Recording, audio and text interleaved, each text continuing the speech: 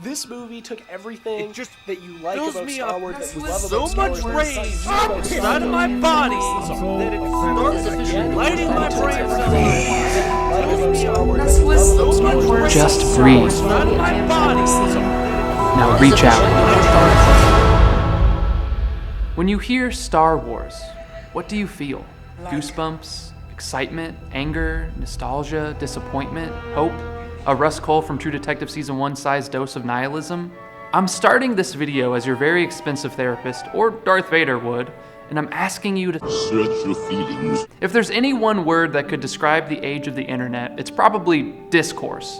And if there's one topic of discourse that serves as a great microcosm for online discourse in general, it's most likely, which means the talk surrounding Star Wars this century has been, well, ugly. So again, what do you feel when you hear Star Wars? Because if you're giving your attention to videos about Star Wars, it's because you feel something.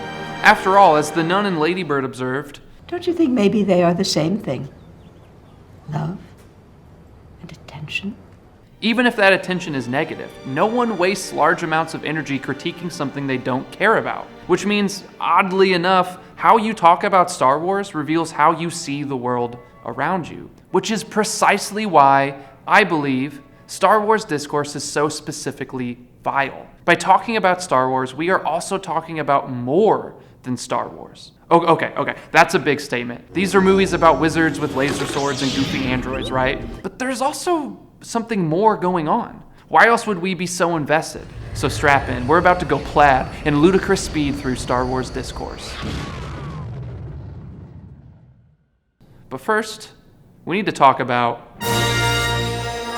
Okay, so there's a myth about myths that needs to be busted. In the modern world, myth has come to mean something that isn't true, which true is one definition of the word, but when people say Star Wars is mythic storytelling, they mean to say that Star Wars is a story that comments on larger societal stories through archetypal figures and symbols. Which reminds me, have you met Joe? Joseph Campbell? So a lot of Joseph Campbell's work was showing how people groups from across various times and cultures explained the structure of their society through stories, and how the archetypes and symbols of those stories reflected the inner psychology of not only the storytellers, but of the listeners. So for example, a people group who valued rest would tell a story about a god who rested on the seventh day of his creative act. And a people group who valued self-sufficiency might tell stories about people who pick themselves up from their bootstraps and fight and claw their way to success. Stories are reflections of the cultural consciousness. They teach us lessons and they challenge assumptions. That's why stories mean so much to us. Stories point beyond themselves to the time in which they exist. These stories, as Campbell points out in his work, follow a similar pattern, one of descent and return. The hero leaves home, the place of comfort, and goes on a journey to find, discover, save, and fight something. Along the way, they learn lessons and meet friends, both of which help them get, or not get, what they are after. And it's only upon the return home that the hero realizes that they are different. They're no longer the same boy or girl who accepted the call to adventure. It's simple, really. It resonates with us because we experience this circular pattern everywhere. We wake up, we go to work or school, we complete various tasks, learn new things, and then we return home. Life, death, consciousness, unconsciousness, order, chaos.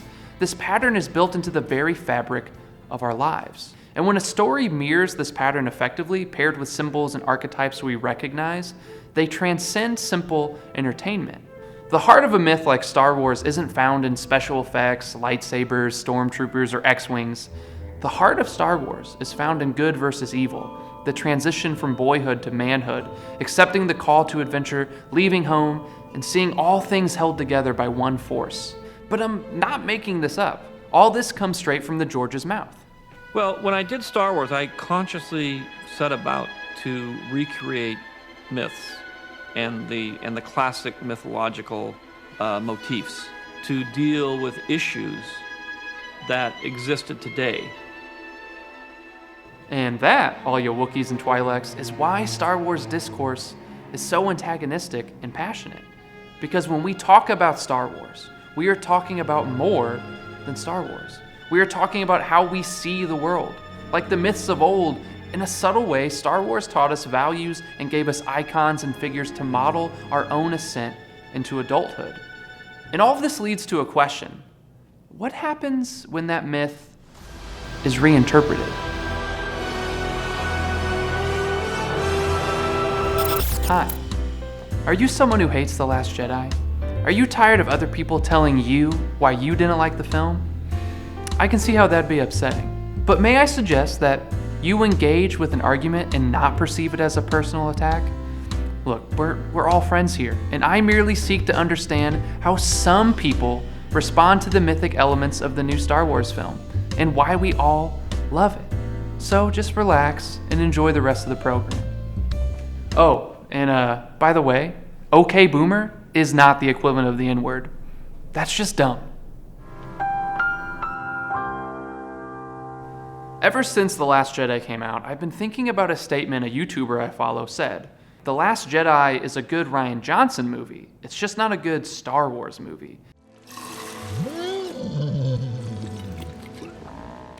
And I've encountered lots of similar sentiments. Being subjective, these statements aren't right or wrong, but they are intriguing. And they might provide an insight into why this new trilogy, and specifically The Last Jedi, have been received with such acrimonious reception. The real problem, in my opinion, is that the mythic elements in the newer Star Wars movies aren't resonating with the majority of fans. And that's because the newer films are challenging the very mythic symbols and archetypes we all fell in love with as children. This isn't an indictment or a condemnation or accusation, it just is. And I want to understand this. Okay, all right, it's time to address the giant AT-AT in the room. Luke's arc is the heart of this film, and it gets at the heart of why I think many people didn't connect with The Last Jedi. Let's Joseph Campbell this thing, shall we? Luke was the symbol for budding adolescence. He was a symbol for accepting the call of adventure and standing up to evil at any cost. He was a modern interpretation of the classic symbol of initiation into adulthood in life. He was and is a hero. So it was frankly jarring when that symbol of heroism and adventure was a recluse. One of the driving questions of the movie, and Luke's arc in general, is what happens when you accept the call to adventure, defeat the bad guys, return home, and find that nothing has changed, that you failed? This isn't a question for youth, it's a question for the second stage of life. But everyone, including me, wanted to see the return of Jedi Luke. Walk out with a laser sword and face down the whole First Order. So why didn't he? What was Rian getting at? Remember, myths point beyond themselves to the world and time in which they exist. Luke has now become an archetype for a different truth. He represents what happens when you venture out into the world, fight for change, and fail. And that's a hard truth to grapple with. One that's not fun or indulgent. One that you don't want to live vicariously through like A New Hope. The generation of 1977 were rebels fighting empires. Lucas has again and again mentioned how the Empire in Star Wars represents America in the Vietnam War. Like the Jedi, the men and women of the 70s and 80s fought oppression both overseas and in America. But those same problems exist today. Luke Skywalker defeated the Empire, and from the ashes came new evils. How do we guide the new generation? The message of 1977 Star Wars is powerful, one of standing up to Empire and fighting back, but that isn't a permanent solution, both in the real world and in the world of Star Wars. See, this is where Poe's arc comes in. At the beginning of the film, he's the perfect embodiment of that 1977 Star Wars. Cocky, self-assured, ready to do whatever it takes to defeat the bad guys. But what if that isn't always the most wise thing? Bravely joining the fight and sacrificing your life is important, but so is knowing when to save lives by falling back.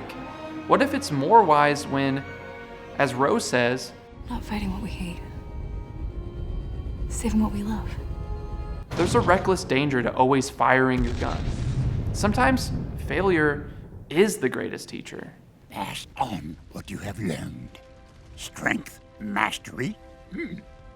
but weakness, folly, failure also. Yes, failure most of all. The greatest teacher failure is. This is just one way Rian Johnson builds on top of the ideas and themes of the original movies, for better or worse.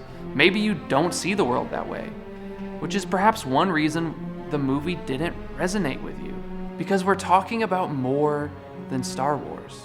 I've noticed a lot of people quote Kylo Ren's "Let the past die" as a thesis for the film, which is interesting seeing as that's a quote from the villain of the movie during the middle of the film. The philosophy of the villain, one who is put down at the end of the story, shouldn't be read as the thesis of the movie. Luke's arc is the thesis. Much has been said about how The Last Jedi is deconstructive and subversive, which is true, but The Last Jedi is also, more importantly, reconstructive, meaning Rian questions the driving philosophies of Star Wars only to reaffirm and pass on what still works. Luke doesn't remain a recluse. He doesn't let the past die. He clearly states, I will not be the last Jedi. He realizes that his generation, the one that failed, is not defined by what they did or didn't achieve, but how the future generation learns from them. Or as Yoda puts it, We are what they grow beyond.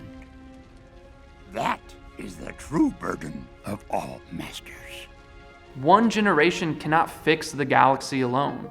We must question what we did wrong and pass on what is still good and true. Luke had some good points about the failure and hypocrisy of the Jedi. Reform was needed, but he didn't listen to Kylo's philosophy, which is very harmful as seen by his state at the end of the film. Rather, Luke became a symbol of hope once again, passing along all that is still good about the Jedi to Rey.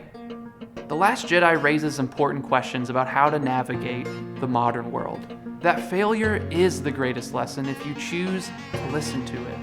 But I don't believe it's a coincidence that the Star Wars movie that questions the myths of the original movies the most is also the most divisive. Because, say it with me, okay, actually don't. That'd be weird. When we talk about Star Wars, we are talking about more than Star Wars. We are talking about how to live and experience the world, which, as Joseph Campbell taught us, is the role of myths. So, you have every right to like or dislike any Star Wars movie. These are pieces of entertainment, and everyone is entertained and not entertained by different things. So when you are angry that someone liked The Last Jedi, remember that Rey and Rose's arc, one that teaches that anyone from any background can be a hero, that lesson is probably very important to them. And if you're angry that someone didn't like The Last Jedi, remember that how they see archetypal heroes like Luke and their legacies is very important to them. And if we can learn to dialogue with one another in a better way, we could learn so much from one another's perspectives. We could wrestle with these myths together, discovering how to best live in the world. Because that's what we talk about when we talk about. So, if you made it this far into the video, congrats. That means you didn't smash your computer when I said nice things about The Last Jedi. So, like, you're a functioning human being with, like, healthy emotional responses. So that's great.